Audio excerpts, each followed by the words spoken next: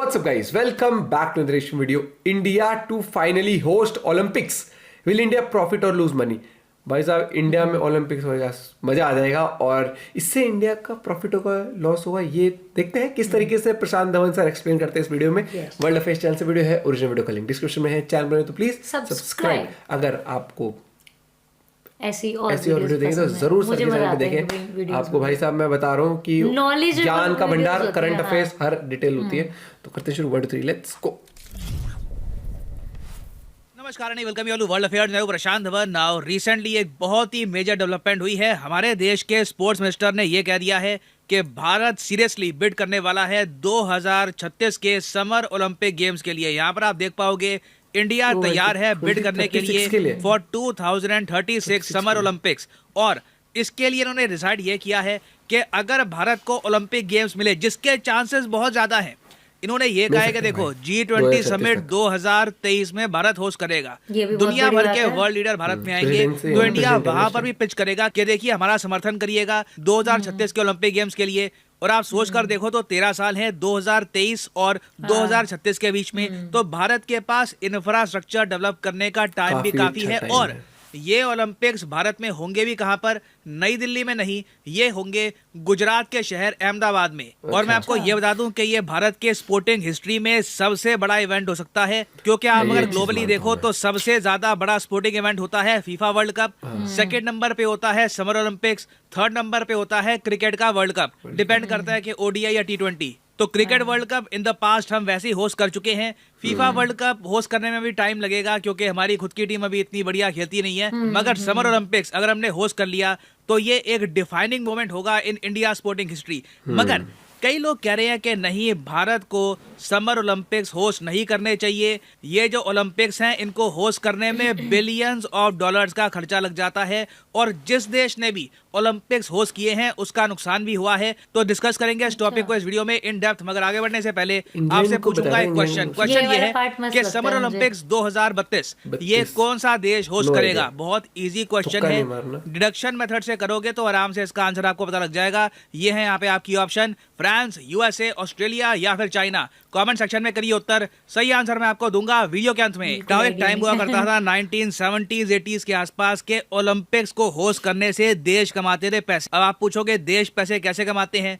मान लो जी एक देश है फॉर एग्जांपल स्वीडन ने कहा कि ओलंपिक्स को होस्ट करेंगे। स्वीडन की सरकार ने अपनी तरफ से 3-4 बिलियन डॉलर खर्च के बहुत सारे स्टेडियम बना दिए ऑल ओवर स्वीडन। अब इनका टारगेट ये है कि स्टेडियम की टिकटों से पैसे आएंगे, उसके अलावा स्टेडियम में जो गेम्स खेले जाएंगे उसकी ब्रॉडकास्टिंग होगी टीवी पर। तो जो एडवर्टाइजर्स हैं, जो लोग ऐड चलाते हैं, वो भी सरकार को पैसे देंगे उसके लिए। और साथ ही साथ मर्चेंडाइज होता है, मतलब टी शर्ट छप रही है तो वहां पे जो एडिडास या फिर नाइकी का लोगो लगेगा तो उसके भी पैसे हैं, ये सब भी आएंगे। तो सरकारें आराम से अगर मान लो 3-4 बिलियन डॉलर लगाती थी ओलंपिक्स में, तो ये लोग कमा लेते थे 4.5-5 बिलियन डॉलर के आसपास। और साथ ही साथ देश में एक बड़ा स्पोर्टिंग इवेंट भी हो जाता था। मगर पिछले कुछ सालों में ओलंपिक्स को कहा गया है सफेद हाथी। सफेद हाथी के बारे में आपने सुना होगा। हाँ। सफेद हाथी जो पालता है ना, उसका कुछ काम होता नहीं है। सफेद हाथी कुछ काम का आता नहीं है, बस उसको पालने में ही इतना खर्चा आ जाता है कि काफी बार वो घाटे का सौदा बन जाता है। और कई इकोनॉमिस्ट हैं, उन्होंने ये कहा है ओवर द इयर्स कि hosting Olympics is a bad deal. जो भी ओलंपिक्स होस्ट करेगा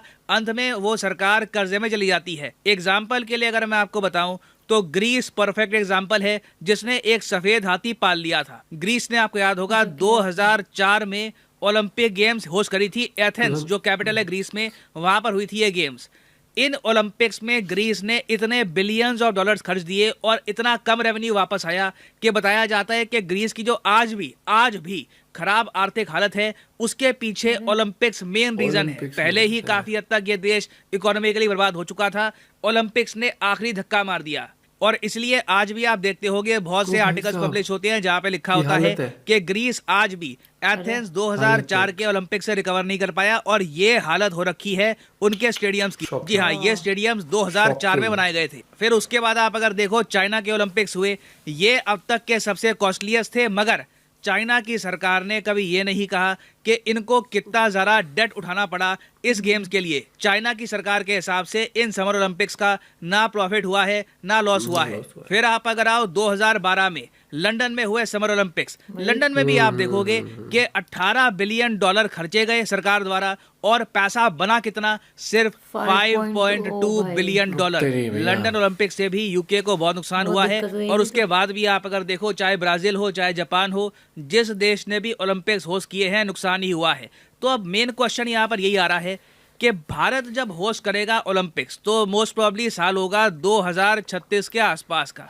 तो 2036 में इन्फ्लेशन के हिसाब से अगर हम एडजस्ट करके माने तो आराम से भारत को हो सकता है कि अराउंड 25 बिलियन डॉलर खर्च करने पड़े इन गेम्स को होस्ट करने में। मोस्ट प्रोबेबली ये अमाउंट इससे भी आगे बढ़ जाएगा। तो इसलिए क्वेश्चन उठ रहा है कि क्या इंडिया को ये ओलंपिक्स होस्ट करने चाहिए। और इसके देखिए 3 रीजन है, लोग कहते हैं 3 रीजन है कि इंडिया को ओलंपिक्स होस्ट क्यों नहीं करने चाहिए। पहला तो देखिए कॉस्ट है। दूसरा रीजन यहाँ पर यह भी है कि भारत में स्पोर्टिंग कल्चर ऐसा है नहीं कि लोग ऐसी गेम्स देखने के लिए भी आए।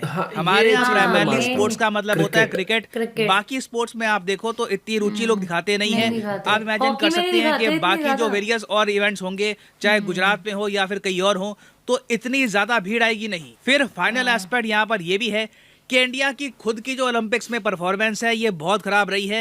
अभी रिसेंट जापान ओलंपिक्स हुए, हमारी ओवरऑल मेडल टैली में रैंक क्या थी, 48th। चलो टॉप 50 में तो आ गए, मगर कितनी अजीब बात है, दुनिया की मेजर इकोनॉमी, दूसरी सबसे पॉपुलेटेड कंट्री, और ये देश कोसोवो से भी पीछे है। कोसोवो एक ऐसा देश है जिसको हम लोग एक देश मानते भी नहीं है। कोसोवो सर्बिया से टूट के बना है। इन लोगों ने भी 2 गोल्ड मेडल ले लिए, हमारा आया था सिर्फ 1 गोल्ड मेडल। तो ये सब तो रीजंस हैं उन लोगों के जो कहते हैं कि इंडिया को ओलंपिक्स नहीं होस्ट करने चाहिए। फिर बात करते हैं कि इंडिया को ओलंपिक्स क्यों होस्ट करने चाहिए, क्या इससे हमको फायदा हो सकता है। देखो पहली बात तो कॉस्ट का जो एंगल है ना, उसको कई लोग डिसमिस इसलिए कर देते हैं क्योंकि 2035-36 तक दुनिया बदल चुकी होगी। 2035-36 में आप देखोगे चाइना ऑफिशियली ओवरटेक कर लेगा यूएसए को as the world's largest economy. Number 1 पे होगा चाइना, ये मैं बात कर रहा हूँ नॉमिनल जीडीपी की। नंबर 1 पे चाइना, नंबर 2 पे होगा यूएसए, और नंबर 3 पे होगा द रिपब्लिक ऑफ इंडिया। इसके बारे में कई इकोनॉमिस्ट ऑलरेडी कह चुके हैं कि India to become a $10 trillion economy by 2035। और आप इमेजिन कर सकते हैं कि तब तक हमारे देश में अगर इतनी बड़ी इकोनॉमी बनेगी, अभी अगर हम देखें उससे हम ऑलमोस्ट 3 गुना ज्यादा बढ़ जाएंगे। तो हमारे देश में जो टैक्स पेयर्स हैं उनकी भी संख्या बढ़ेगी, सरकार के पास ज्यादा पैसा आएगा उस टाइम, तो कॉस्ट इंडिया आराम से एब्जॉर्ब कर लेगा। जो बाकी देशों के साथ हुआ था वो भारत के साथ नहीं होगा।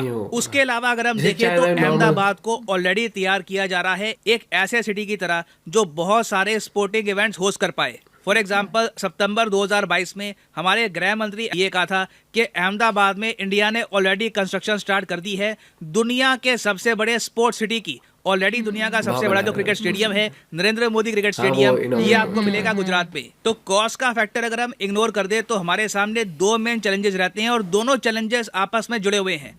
पहला कि स्पोर्टिंग कल्चर इंडिया में बढ़ाना होगा, हर स्पोर्ट को रिस्पेक्ट देनी होगी, और अगर हमने ये पॉइंट कवर कर लिया ना तो अपने आप भारत में आप देखोगे मेडल भी आएंगे। हमारे यहाँ टैलेंट भरपूर है, आप देखोगे स्पोर्टिंग फैसिलिटीज भी इंप्रूव हो रही है। तो कोई रीजन नहीं है कि इंडिया भी आराम से 10 से लेकर 20 गोल्ड मेडल नहीं ला सकता। We can easily do this. तो इन दी एंड देखिए, मैं आपसे पूछूंगा, हमेशा मैं आपका ओपिनियन पूछता हूँ, आपके हिसाब से क्या आप मानते हैं कि भारत को 2036 में ओलंपिक गेम्स होस्ट करने चाहिए, या फिर आप अभी भी मानते हैं कि चाहे हम फाइनेंशियली स्ट्रांग तब भी हो, तब भी सफेद हाथी क्यों पालना, और इवेंट होते हैं वो होस्ट कर लेंगे, ओलंपिक्स में आपको ज्यादा रुचि नहीं है? लिखिएगा इसके बारे में कमेंट सेक्शन में, मैं जेन्युइनली जानना चाहूंगा आपका ओपिनियन।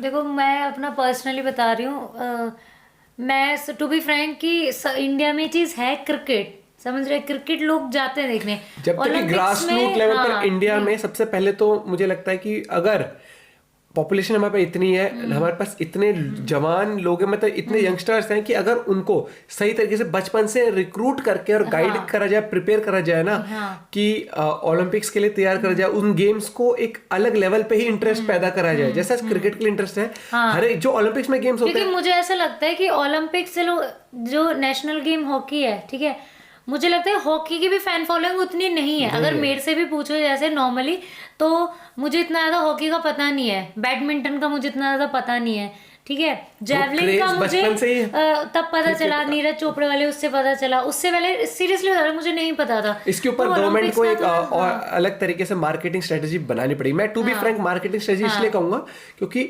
जब तक किसी चीज की मार्केटिंग नहीं होती ना तब तक उसका हुआ या फिर तब तक उसका नाम और माइंड में स्ट्राइक नहीं होता। आज भी बहुत सारे लोग हैं, मैं खुद हूँ, कि हमें नहीं पता कि ओलंपिक्स में कौन से गेम्स होते हैं। और अगर बच्चों को पता लग जाए ना, तो ये देख लो ना, जब आर्मी के लिए भर्ती होने के लिए इतने जवान बच्चे तैयार रहते हैं, तो ये भी एक देश को रिप्रेजेंट करना है स्पोर्ट्स में। और स्पोर्ट्स का भी टैलेंट बच्चों में जुनून है, फिट भी हैं, बस वो है ना स्पार्क प्लस एक राइट मीडियम और राइट मार्केटिंग स्ट्रेटजी से पता अभी लगे। बच्चों को नॉर्मली ये पता है कि हमें क्रिकेट में जाना है, या मतलब ज्यादातर हॉकी में, या ऐसे एक पर्टिकुलर उसका समझ रहे। कुछ गेम्स जैसे ओलंपिक्स के बहुत सारे, आई थिंक वो भी होता है, चेस वगैरह भी होता है क्या?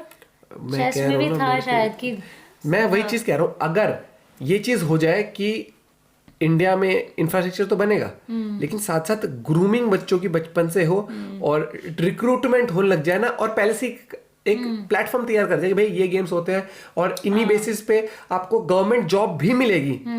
क्योंकि आज बहुत सारे गेम्स जिनकी वजह से मेरे को लगता है कि गवर्नमेंट जॉब बच्चों को पता नहीं है, अवेयरनेस क्रिएट करनी पड़ेगी। तो उस फील्ड में आप देखोगे, नहीं तो हम देखते हैं काफी वैकेंसीज होती है स्पोर्ट्स की जो वैकेंट ही रह जाती है उस स्पोर्ट की। और मुझे लगता है कि ओलंपिक्स अगर इंडिया उस टाइम पे सुपर पावर तब तो बन जाएगा, पर पैसे की नहीं दिक्कत होगी, तो मुझे लगता है कि हमें होस्ट करना चाहिए, क्योंकि वैसे भी इतने प्रोजेक्ट्स भी होते हैं जो, क्योंकि अगर आज भी मैं नॉर्मल सा एक चीज देखूं ना, कि क्रिकेट के अलावा अगर मैंने इंडिया में किसी उसको देखा है, तो जैसे अभी फीफा वर्ल्ड कप था, जबकि उसमें इंडियन टीम थी नहीं। कोई भी लोग फिर भी जिन्हें नहीं भी पता ना, नहीं भी, लेकिन देखा देख चल क्लब चलते हैं, फीफा देख लेंगे, मतलब समझ रहे, एक वो वाली चीज है। लेकिन कभी मैंने इतना ज्यादा ओलंपिक वाला नहीं सुना कि आज मतलब ये है, चल वहां चलते हैं ये मैच देखने के लिए। क्रिकेट वाले लोग फिर भी फीफा एक बार को, हाँ, तो पर्टिकुलर ओलंपिक्स के जितने भी हैं, खाली मैं ये नहीं कह रही कि कोई एक आधा ही, थोड़ा सा अवेयरनेस लानी पड़ेगी लोगों में। ओलंपिक ऐसा इवेंट हो गया ना, उसमें बहुत सारे स्पोर्ट्स हैं, बहुत सारे स्पोर्ट्स हैं। बाकी आपका पॉइंट ऑफ व्यू आप लोग भी शेयर कर सकते हैं। मिलते हैं एक वीडियो के साथ, बाय बाय, टेक केयर।